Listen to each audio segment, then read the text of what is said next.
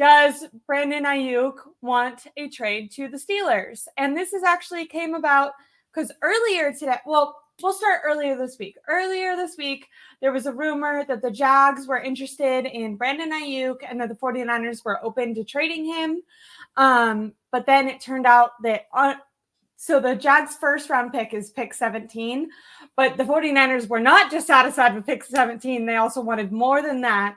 The Jaguars ended up saying, no, that's too much. We're not going to give you all of the, a player, a high draft pick, and then also have to pay BA. Usually when you trade a guy who's about to get paid, you have to give up a little bit less assets for him because you're about to give him, a ton of money.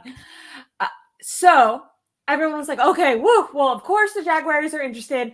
Basically, every team that's not the 49ers is probably going to at least call the 49ers and just test out the water, see how much they're asking for. And I think you and I have talked about this when it came to a bunch of different players all the way back from 2 seasons ago with, Jimmy Garoppolo. They've always really overvalued their guys and thought that they could get, an arm, a leg, and a nose for each of their guys. So them taking calls and having their price set high, not surprising. Then this morning, a report comes out, Steelers are interested in the 49ers. Now, there's a ton of content creators, fans that are freaking out. And then there's also a bunch of people that are saying, calm down. Every team's going to call for him. This isn't a big deal. The 49ers aren't going to trade him. Brandon Aiyuk doesn't want to go to the Steelers with freaking Russell Wilson, who's washed now. Whatever. This is not going to happen. Now, Steelers have a draft pick that they could offer. They also have some wide receivers they could offer or some other players that they could give up. And seems like maybe Brandon Aiyuk heard these rumors himself, and he tweeted Mike Tomlin today to really stir up these rumors. How did you feel about where we are so far before I break down the tweets for everyone watching? Well, that tweet wasn't that him just pretty much saying, are we twins? That looked like more fun to me. I don't know if that actually gave credence to any trade, so I don't know why the only reason why people are freaking out is because he took to Twitter. And when's the last time he's been on Twitter? Like 80 years ago? Brandon Aiyuk hasn't tweeted since like last year. So that's like the whoa. And then, yeah. But yeah, in terms of interest, there's always interest. There's interest on players not even like up for an extension on the 49ers on every team. So it's kind of annoying in a way where it's like, oh, this team has interest. Like, yeah, no freaking duh. Every team has interest in these guys, especially wide receiver needy ones. Like just like 2 years ago, I'm sure there was teams that are interested in Debo. Like, okay, yeah.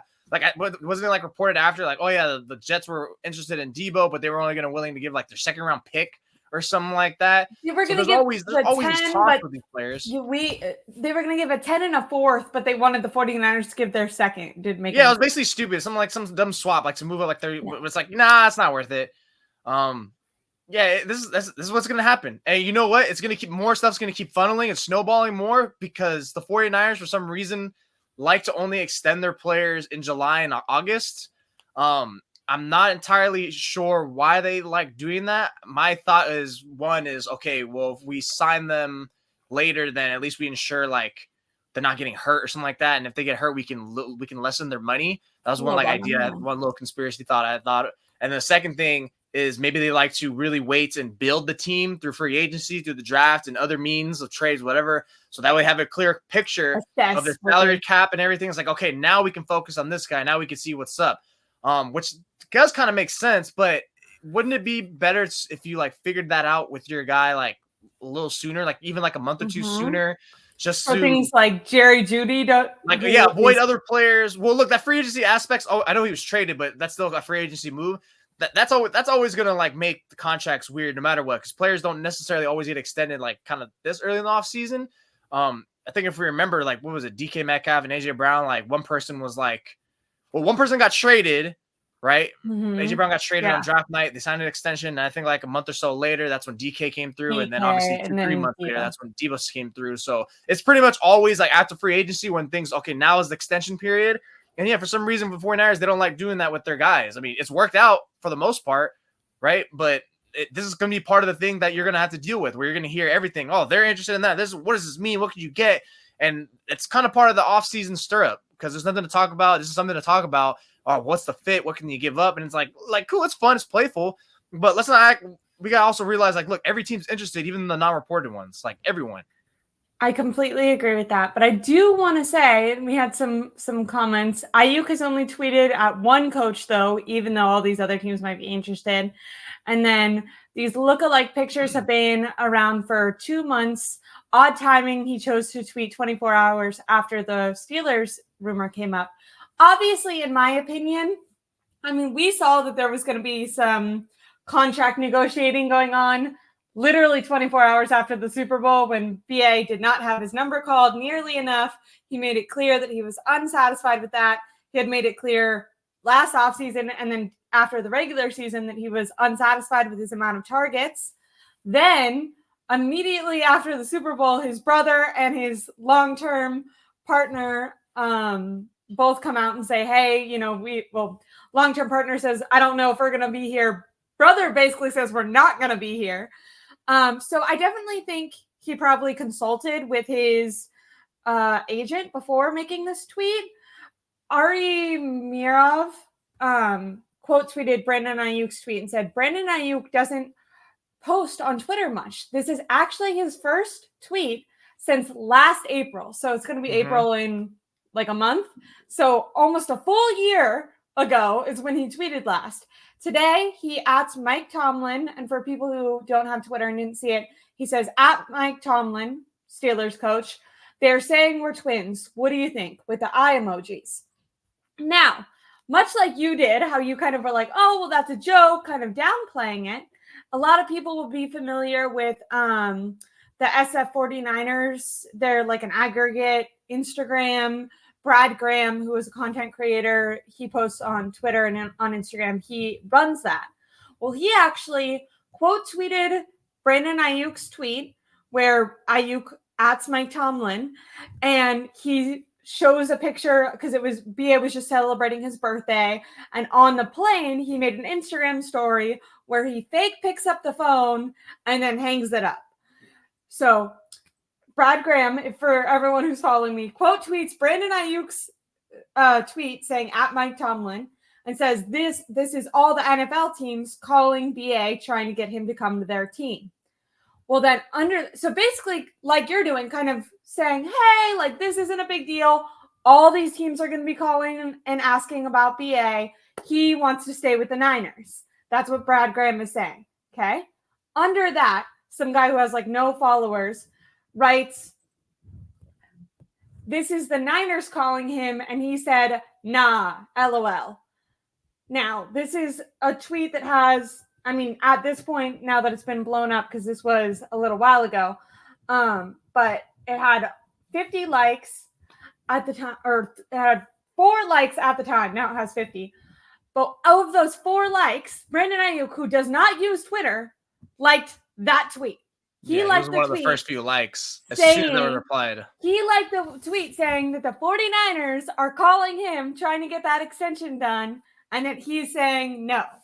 So to me, that is like, that makes sense that you would be a little You bit social concerned. media mongrels are so weird. The likes means he doesn't like it. Oh my God, likes. Why would you like that? Likes do not equal endorsements. You guys are freaking out. Come on, man. Look, I'm not saying it's absolutely not nothing. Hey, hold on. This is streamed on Twitter. If someone wrote on Twitter under this, Ashley hates Jose and doesn't want to work with him anymore, and I liked it, you'd be like, that doesn't mean anything. Yeah, I think that was funny. I probably would like it. You should see all the dumb replies I get on my stuff. Yeah. I like it. I like the funniest ones. I'm like, I guess that makes sense. Like sarcastically liking it. Because it's online. It's not real. It's not meant to be taken seriously. How many times have these negotiations, these freaking little things on Twitter, Instagram, whatever the hell, Threads, whatever the hell's out there now? When has that actually like done anything? Traction ever? Name one time. I think that it helps. Helps no. what? I think that it like helps put pressure on teams to get deals done. What? You not no, think it doesn't? You think the teams give a crap about what's online activities going? You think when Deebo Samuel took off all his unfollowed the 49ers, took all his 49ers pictures, that the John Lynch was like, I don't think oh shit, guys, we gotta go sign this man because he caused the shot. Last time I checked, Brandon Aiyuk was on a freaking contract. So the only way the Niners are gonna trade him is if someone gives him like a wild deal. Like, say, what are the Steelers? Pick 20 or something like that, right? Whatever. If it's like a wild deal, it's like cool, like. But I don't think anything that's like around 20 is even good enough for the 49ers to move off him in the first place. It would make more sense probably to do what maybe the Bengals are doing. All right, we'll ride him out this year. We'll tag him, get us another chance to extend with him or trade him. Because odds are he's going to look good again next year. And you're either going to be like, okay, we're priced out, or now we can move off Deebo, or now, things change. Everything's going to be changed. Who knows what's going to happen in a year. But if that plays out that way, then that's why it makes more sense. Like, look, sign him now because the likelihood of Brandon Aiyuk still being good and probably getting better is likely. He's shown that every year in his NFL career. Cost even more. Yeah, so I think to this point, it's like, look, wide receivers always have a dramatic side. They're always kind of divas. Notice how Deebo Samuel already, like, I think this time 2 years ago was calling for a trade, and who didn't call for a trade? Bosa didn't. Kittle didn't. Fred Warner didn't. Apparently, Kittle behind the scenes got very contentious. So he still got extended. But look, it's the point of the difference is, look, behind the scenes, wide receivers. It's always the wide receivers. They're always like so like little dramatic little people, like always acting like a novella. Like it's so crazy the drama that these guys get all excited about. So yeah, this is really not out of the ordinary to me. This looks like okay, cool. Remember what you guys remember Deebo Samuel 2 years ago? Remember how that happened? Going to the Jets, going to the Dolphins, stuff like that. I remember writing an article. That almost happened. If the Jets would have the Jets would have offered the correct deal, it would have happened. You know why they didn't offer the correct deal? Because he wasn't worth it. It's like, all right, here's an offer, and I'm pretty sure I bet you there was probably going to be other offers too that Niners didn't acknowledge. There was talks. This is a perfect thing. There's always deals getting offered. It's always happening. It literally is. I can go back to the facility and ask these players, be like, yo, whatever happened at that time? Like, oh yeah, like someone's talking about that. Like these things always are happening. People are talking. Do you think that there's any chance that Brandon Aiyuk really does want off the team, or do you think that this is all about money and just wanting to make sure that he gets paid? Oh, 1,000% he wants to get paid. I'm sure he preferred it to be on the Niners, right? Because you have a winning team. But honestly, I think I could see him leaning towards a place where it's more pass heavy, where he could become like an actual top 2 option. It's always going to be money no matter what. That's the thing. And I would never judge a player for that. He's definitely shown like dissatisfaction with his role. But I agree that I think if he's compensated in the way that he would want to be, that he would probably prefer to stay with the 49ers. Now, do you think Russell Wilson, Mike Tomlin, and the Steelers? No. I don't know. If you think about Russell Wilson and DK, he kind of got it down the field to him. Right now, Aiyuk's not the same player as DK. He's not downfield. He's a guy who's like shifty and will hit you like intermediate, like across the field a lot. I mean, he's capable of downfield for sure, but that's where Russell Wilson kind of struggles with going like across the middle. If he's not throwing deep or going off script, then he's not. I don't know. Honestly, that's the point. That's where it's always going to be number one. Money. Who's going to pay me? You going to pay me? If the Steelers offered, this is the type of haul that the 49ers would want, but I don't think the Steelers would offer all this. But pick 20, a player, and a third. First of all, would the 49ers accept this? And then we'll ask if the Steelers would offer this. It depends who the player is, but it makes sense for the 49ers to get a player in return, but it would have to be a player who could be like an instant starter someone. It doesn't have to be like, they wouldn't obviously get like a really good starter, but someone like, all right, he's a decent guy. We could start him or play him, because that's part of the thing about trading Aiyuk is you're still in your Super Bowl window, right?